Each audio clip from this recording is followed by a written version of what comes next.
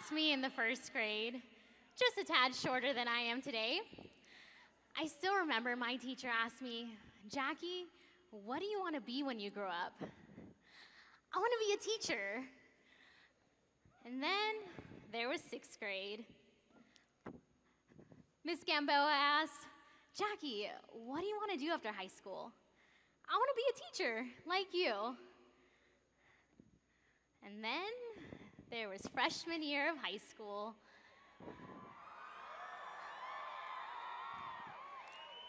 My ag teacher asked, Jackie Lynn, what are your plans for the future? Well, Mr. Mendez, I'd like to become a teacher. For the first 9 years that I was asked this question, my answer was always the same, and so were the reactions of those who I shared with. People always responded with support and encouragement. And then there was senior year of high school.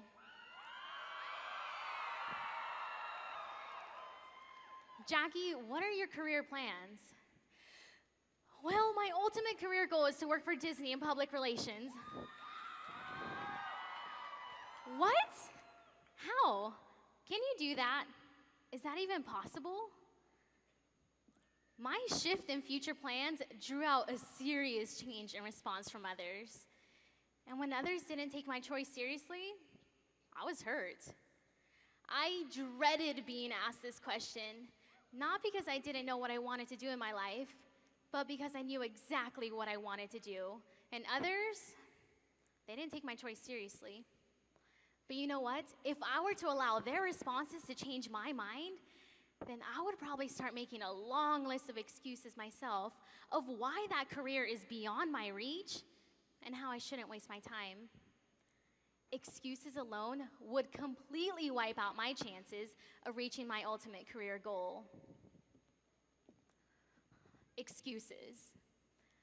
It's time that we get rid of those excuses and just say, why not?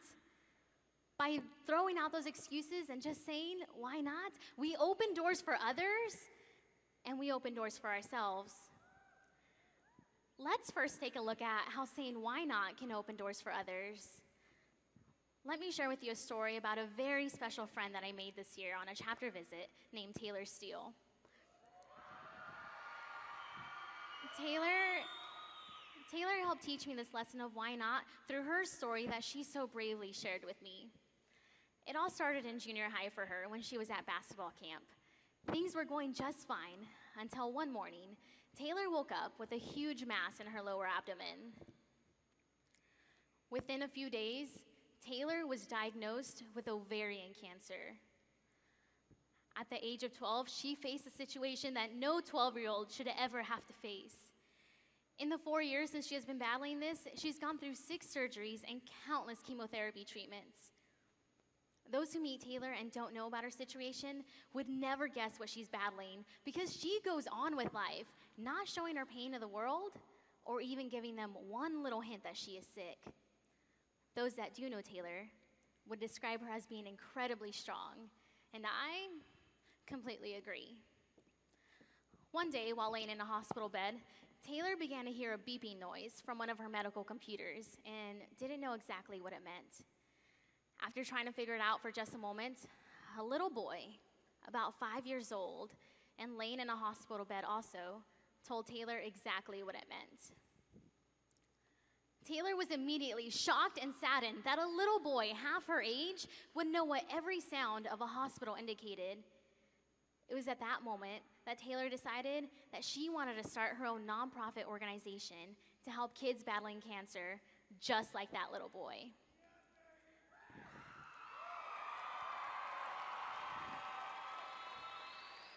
Taylor Steele's organization, with a name very fitting, is called Strong as Steel. On her website, she states, I can choose to focus on my illness, or I can take a stand and do something that focuses on the help and research for the many affected by cancer. Taylor did not allow her sickness to become her excuse to only focus on herself, her life, and her well-being. She chose to help others. You see, Taylor is a really big example of a simple lesson. We can help others. If we put ourselves in Taylor's shoes, we would probably find that we would use our sickness as our excuse to not take any action whatsoever. But why make excuses? Why not just throw those excuses out the window and see the reality of things? That other people are in need. This simple lesson does not solely have to play out in extreme circumstances like that of Taylor's, but in simple daily occurrences. Maybe you just got a car and you drive yourself to school every day, and every day you pass by your classmate walking to school. Well, why not just stop and take them to where you're going anyways? Or maybe you're sitting at lunch and you see that guy or girl who always eats alone. Why not just take 10 minutes out of your lunch to sit with them and have a simple conversation that they may never get from anyone else? Or just maybe you're sitting in class and your teacher assigns that group project, and immediately everyone rushes to find their friends to group up with. But you see that one person who doesn't really have any friends. Why not just this one time offer your friendship to someone who has maybe forgotten what it feels like to have a friend? Throw out those excuses and just say, why not? Taylor did, and she has been able to impact the lives of many others ever since. Taylor was able to change someone's life because she did not let her sickness become her excuse.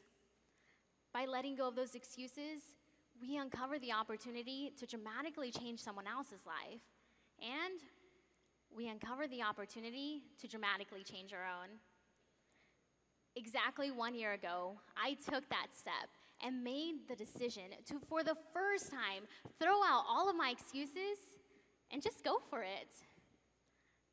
You see, not long ago, I was in the same position as a certain group of 12 individuals in this arena. I was one of the 12 candidates left in the running to serve all of you as a California state officer. It turns out, after all of the interviews, the slating, the speeches, and the voting, I, along with the 4,000 individuals in this arena, was anxiously awaiting those 6 names to be called. Leading up to that moment, every second felt like a minute, and I couldn't tell if my heart was beating faster or slower. Finally, the 6 names were called, and I was still sitting there. At that moment, I swear I froze in my seat. My life stopped while the rest of the world around me continued. Things didn't turn out anything like the fairy tale I had planned out in my head. I did not run up onto this stage. I was not elected. My name was not called. Those of us who have been in that situation of losing an election, whether it was state, region, section, or chapter, know that feeling that comes immediately. That feeling of sadness, of disappointment, of lost confidence and lowered self-esteem. After that experience, I promised myself that I would never, ever volunteer myself for that type of pain, humiliation, or failure ever again. That, my friends, was 2 years ago. Let's skip forward to 1 year ago.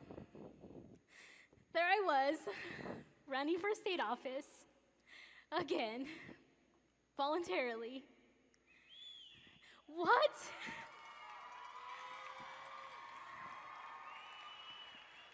What in the world happened to change my mind? A lot happened. That year, I learned the true value why not could have in my life. I took 2 trips to Mexico to help out kids in need of love and simple resources. I spent a week at Disney World for free because of a conference and speech contest that I entered. I gained a year full of lifelong experiences and memories just because I said, why not?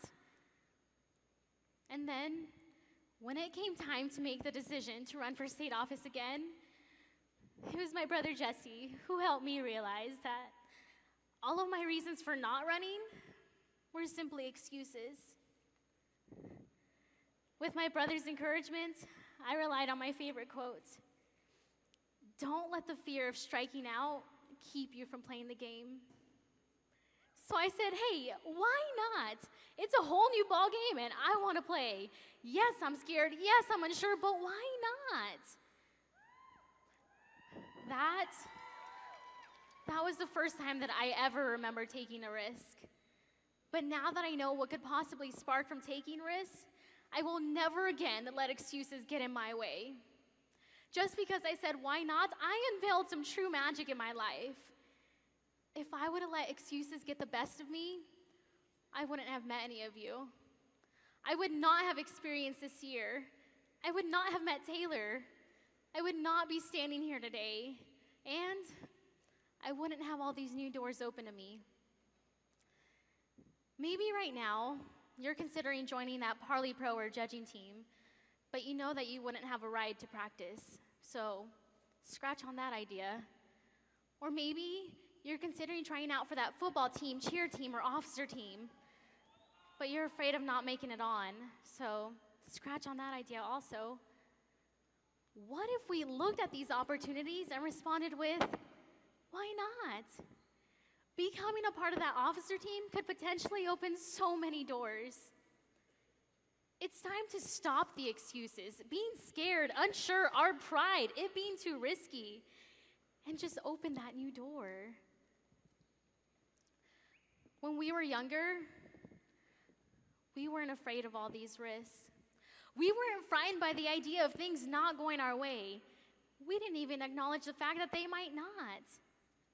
We dreamt about where we wanted our lives to take us, and we weren't afraid of pursuing those dreams. I wasn't. But now, we dream and we get caught up by those excuses, those speed bumps. I do. I have my dream career goal, and I have experienced those speed bumps. Excuses tempt me to change my mind, but they can only if I let them. We can make the road of life much smoother for ourselves by just throwing out those excuses and saying, why not? Find that confidence that we had as children. Travel that new road. Open that new door. I did, and I found adventure for me. Taylor did, and she found opportunities for countless others. Either way, we don't know unless we throw out those excuses and just say, why not?